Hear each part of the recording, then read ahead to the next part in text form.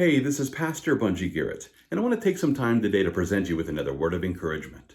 Well, it's the 6th day of Black History Month, and so I wanted to take this opportunity to consider the question regarding reparations, which many require for the purpose of equity.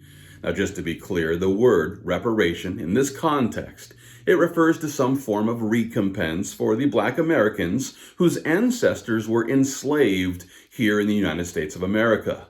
This restitution, known as reparations, well, it could include various forms of recompense. That includes monetary payments, land-based compensations, college scholarships, even the waiving of fees like federal taxes.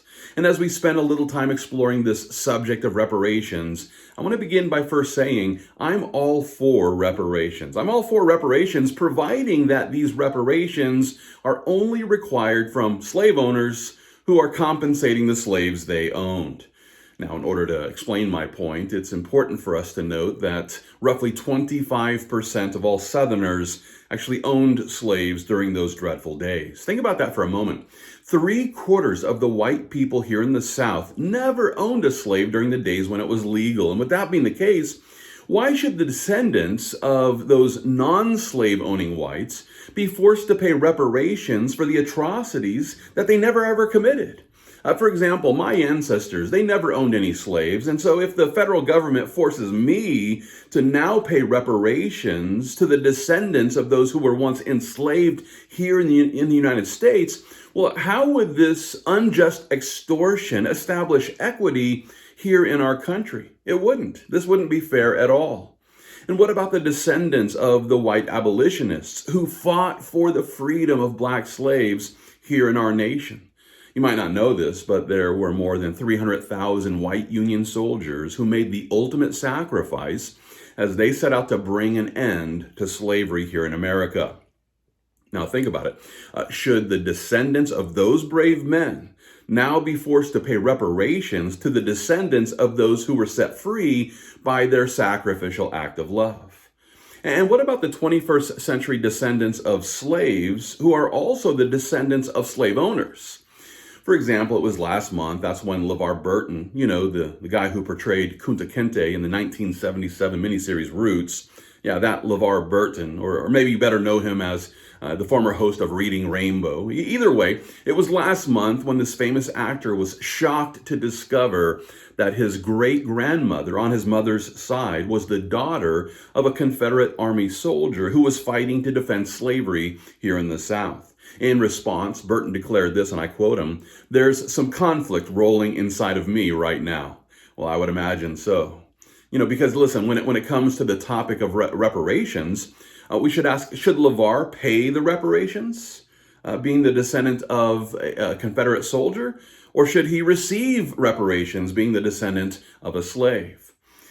Well, with this question in mind, it's important to note that the majority of Black Americans who descend from former slaves, they rarely, if ever, discover that they are 100% sub-Saharan African. As a matter of fact, most Blacks here in America have white ancestors somewhere in their family tree. And with that being the case, this creates further complications regarding the topic of reparations. Further complications can also be found in the political divide between the Republicans and the Democrats. For example, let's consider the first federal attempt at reparations, which was known as the 1865 Special Field Orders Number 15. This order, which is better known as 40 Acres and a Mule, this was a wartime field order which was initially introduced by Lincoln's Secretary of War, Edwin M. Stanton, and he worked together with radical Republican abolitionists like Charles Sumner and Thaddeus Stevens, and together they came up with this plan.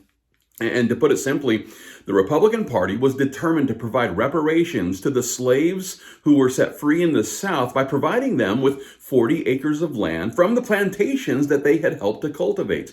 Sadly, Abraham Lincoln's successor, after he was shot and killed, his successor, Andrew Johnson, was a Democrat who decided to reverse Sherman's wartime order number 15. That's right. It was the Democrats who reversed the Republican plan to provide reparations to the former slaves. And not only that, but Johnson also opposed Lincoln's plan to integrate the newly freed slaves into the South's economic and social order.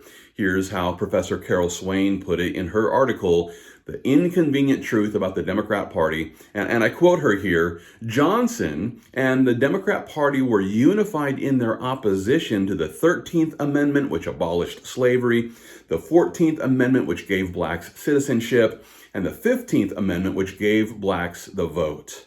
That's right. The Democrat Party under President Andrew Johnson not only opposed reparations, but they also fought against the Civil War amendments, which were designed to establish the freedom and the citizenship of every black slave here in America. And not only that, but let's not forget that all of the Jim Crow segregation laws, which were enacted as early as 1890, they were created by the white Democrat Party, who used these laws to segregate black people from the state's population.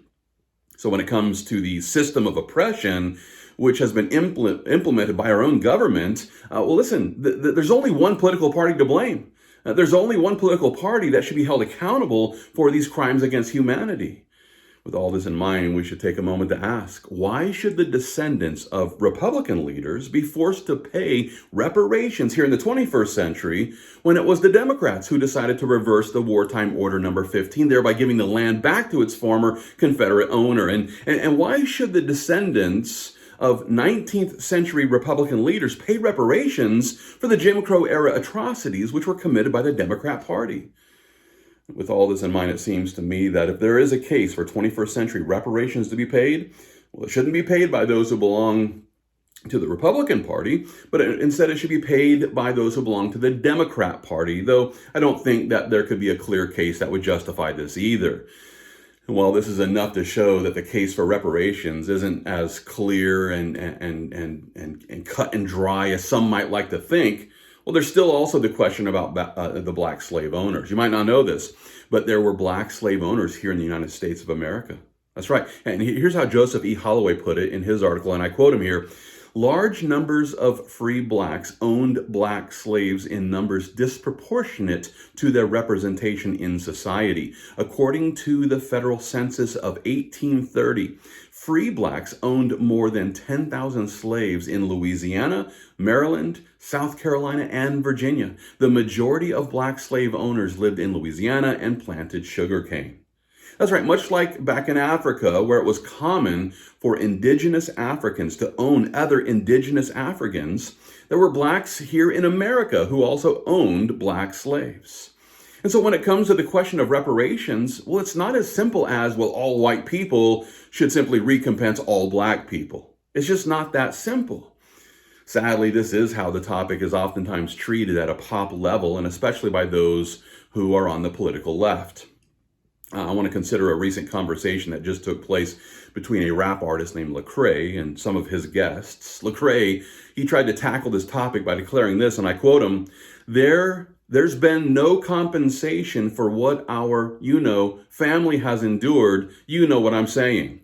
And in response, one of his guests declared this, and I quote, Black people shouldn't pay taxes. That's my first easy reparation. And to that, Lecrae responds, that's a good reparation. I'm with that. Now listen, Lecrae, who has cashed in on the Christian hip hop scene, is currently worth $2 million. And yet he still believes that he ought to be personally compensated for all the things that happened to his family upwards of 6 generations ago. And listen, I wish the Democrat Party had allowed reparations to be paid by the slave owners back in the 19th century. And yet I have a hard time with the idea that black people in America shouldn't pay taxes just in the name of reparations and for all the reasons that I've already presented. What's even more is that Lecrae claims to be a Christian, and yet he seems to be more interested in reparations than he is with walking in obedience with the Lord Jesus Christ. You see, Jesus has called us to forgive those who have hurt us. I want to consider the way that the Lord put it in Matthew chapter 5. It's there where he declares, you have heard that it was said, an eye for an eye and a tooth for a tooth. But I tell you not to resist an evil person. But whoever slaps you on the right cheek, turn the other to him also. If anyone wants to sue you and take away your tunic, let him have your cloak also. And whoever compels you to go 1 mile, go with him 2. Give to him who asks you, and from him who wants to borrow from you, do not turn away. You have heard that it was said, you shall love your neighbor and hate your enemy. But I say to you, love your enemies, bless those who curse you, and do good to those who hate you, and pray for those who spitefully use you and persecute you.